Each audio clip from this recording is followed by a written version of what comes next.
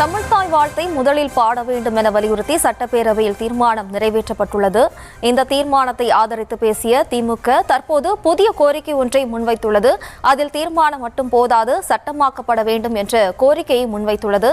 திமுகவின் இந்த கோரிக்கை நியாயமானதா, அதன் பின்னணி என்ன என பல்வேறு கேள்விகளும் தற்போது எழுந்துள்ளது.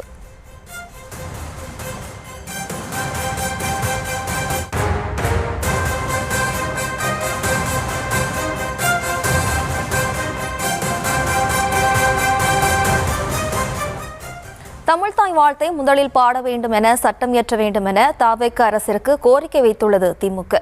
முன்னாள் சட்டத்துறை அமைச்சர் ரகுபதி இது தொடர்பாக அளித்த கருத்துக்களை தற்போது காணலாம்.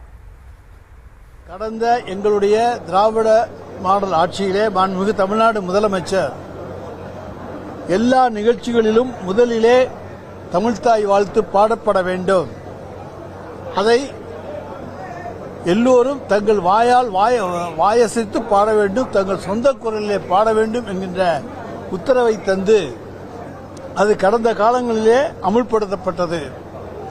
ஆனால் இன்றைக்கு தமிழ்நாட்டினுடைய ஆளுநர் அர்லேக்கர் அவர்கள் தமிழ்த்தாய் வாழ்த்தை 3வது இடத்துக்கு தள்ளிவிட்டார். எனவே நாம் தமிழ்த்தாய் வாழ்த்தை பாட வேண்டும் என்று சொன்னாலும் கூட ஆளுநர் அவர்கள் 3வது இடத்துக்கு தள்ளியுள்ள நிலையிலே இன்றைக்கு எங்களுடைய உறுப்பினர் மாண்புமிகு கோவி செழியன் அவர்கள் தெளிவாக திராவிட முன்னேற்ற கழக ஆட்சியிலே தமிழ்த்தாய் வாழ்த்து முதலிலே பாடப்பட வேண்டும் என்பதற்கான தீர்மானம் கொண்டுவரப்பட்டு நிறைவேற்றப்பட்டது என்பதை தெளிவுபடுத்தி அது எல்லா நிகழ்ச்சிகளிலேயும் அமுல்படுத்தப்பட்டது என்பதையும் தெரிவித்திருக்கின்றார். எனவே இன்றைக்கு கொண்டு வந்திருக்கிற அந்த தீர்மானம் என்பது நிச்சயமாக ஆளுநரையோ மற்றவர்களையோ கட்டுப்படுத்துமா என்பது சந்தேகம். எனவே எங்களை பொறுத்தவரைக்கும் ஒரு மசோதா கொண்டுவது அதன் மூலமாக சட்டபூர்வமான அங்கீகாரம், தமிழ்நாட்டிலே தமிழ்த்தாய் வாழ்த்து முதலிலே பாடப்பட வேண்டும் என்கின்ற சட்டபூர்வ அங்கீகாரத்தை அரசு பெற்று தந்தால்தான் அது நிலைத்து நிற்க முடியும். சட்டம் கொண்டு வர வேண்டும் என்பது எங்களுடைய விருப்பம். கொண்டு வர வேண்டும், கொண்டு வந்தால்தான் அது நிலைத்து நிற்கும். வெறும் தீர்மானம் ஒன்றும் செய்ய முடியாது. தமிழ்த்தாய் வாழ்த்து சட்டமாக்கப்பட வேண்டும் என்று முன்னாள் சட்டத்துறை அமைச்சர் ரகுபதி பேசியதை பார்த்தோம். தொடர்ந்து இது தொடர்பான விளக்கம் அளிப்பதற்காக நமது செய்தியாளர் ராஜேஷ் இணைகிறார். வணக்கம் ராஜேஷ். தற்போது தமிழ்த்தாய் வாழ்த்தை சட்டமாக்க வேண்டும் என்ற கோரிக்கையானது முன்வைக்கப்படுகிறது. இந்த தமிழ்த்தாய் வாழ்த்து சட்டமாக்கினால் என்னென்ன மாற்றம் வரும்? விவரம். ஜெயஸ்ரீ வணக்கம். தமிழ்நாடு சட்டமன்றத்தில் இன்று அரசினர் தீர்மானம் கொண்டு வரப்பட்டது. அதில் தமிழ்த்தாய் வாழ்த்து முதலில் பாடப்படும். தமிழ்நாட்டில் நடைபெறக்கூடிய நிகழ்ச்சிகள், பள்ளி கல்லூரி உள்ளிட்ட எந்த நிகழ்ச்சிகளாக இருந்தாலும் வழக்கம் போல தமிழ்த்தாய் வாழ்த்து தான் முதலில் பாடப்படும் என்ற தீர்மானத்தை தமிழக அரசு கொண்டு வந்தது. இதை ஏறக்குறைய அனைத்து கட்சிகளும் வரவேற்று பேசியிருந்தார்கள். இந்த நிலையில்தான் திமுகவை சேர்ந்த முன்னாள் உயர்கல்வித்துறை அமைச்சர், முன்னாள் சட்டத்துறை அமைச்சர் ஆகியோரெல்லாம் வெறும் தீர்மானம் மட்டும் போதுமானது கிடையாது, இதற்கு ஒரு சட்டம் இயற்றப்பட வேண்டும், இதை சட்டமாக ஏற்றிவிட்டால் மத்திய அரசு எதுவும் செய்ய முடியாது என்று ஒரு விஷயத்தை முன்வைக்கின்றார்கள். குறிப்பாக அவர்கள் சொல்லக்கூடிய விஷயம் என்னவென்றால், சட்டமன்றத்தில் நிறைவேற்றப்படக்கூடிய தீர்மானங்கள் தமிழ்நாட்டின் குரலாகவே பார்க்கப்படும்.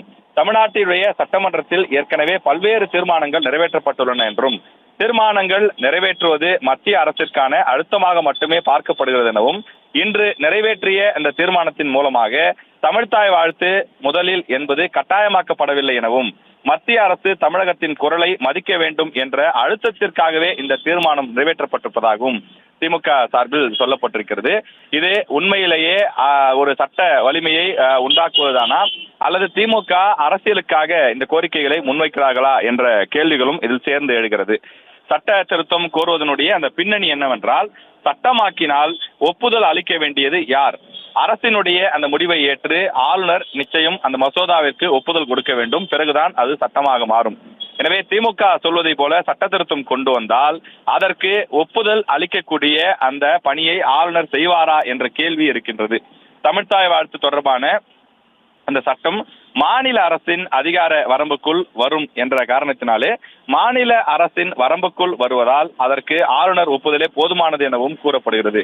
எனவே நாட்டின் நலனுக்கு பாதிப்பை ஏற்படுத்துவதாக கருதினால் குடியரசுத் தலைவருக்கு இதை ஆளுநர் அனுப்பி வைக்கப்படலாம் எனவும், குடியரசுத் தலைவருக்கு அனுப்பினால் அதில் மத்திய அரசு தலையீடு இருக்க வாய்ப்புண்டு என்ற கருத்துக்களும் கூட முன்வைக்கப்படுகின்றது. ஆனால் இதை சட்டமாக்குவதற்கான அந்த முயற்சிகள் நடைபெறுமா என்ற கேள்வியும் ஒரு பக்கம் இருக்கின்றது. அரசினுடைய அந்த முடிவை ஏற்று ஆளுநர் ஒப்புதல் அளிப்பாரா என்ற கேள்விகள் இருக்கக்கூடிய நிலையில் ஆளுநர் ஒப்புதல் அளிக்கவில்லை எனில் அதனை திருப்பி அனுப்பலாம். தமிழக அரசு மீண்டும் சட்டமாக ஏற்றி அனுப்பினால் அதற்கு ஆளுநர் ஒப்புதல் அளிக்க வேண்டும். காரணம், எந்த ஒரு மசோதாவையும் இரண்டாவது முறை நிறைவேற்றினால் அதனை அவர்கள் ஏற்க வேண்டும், ஆளுநர் கையொப்பமிட வேண்டும் என்பது மரபாக இருந்து வருகின்றது. மேலும் தமிழ்த்தாய் வாழ்த்து விவகாரத்திலே அடுத்த கட்டமாக தமிழக அரசு செய்யப்போவது என்ன, திமுகவின் கோரிக்கையை ஏற்குமா விஜய் தலைமையிலான தமிழ்நாடு அரசு என்ற அந்த கேள்விகள் ஒரு பக்கம் இருக்கக்கூடிய நிலையில இந்த தமிழ்த்தாய் விவகாரம் மிக முக்கியமான விஷயமாக மாறி இருக்கின்றது. விவரங்களுக்கு நன்றி ராஜேஷ். செய்திகளை உடனுக்குடனும் துல்லியமாகவும் தெரிந்து கொள்ள சப்ஸ்கிரைப் பண்ணுங்க.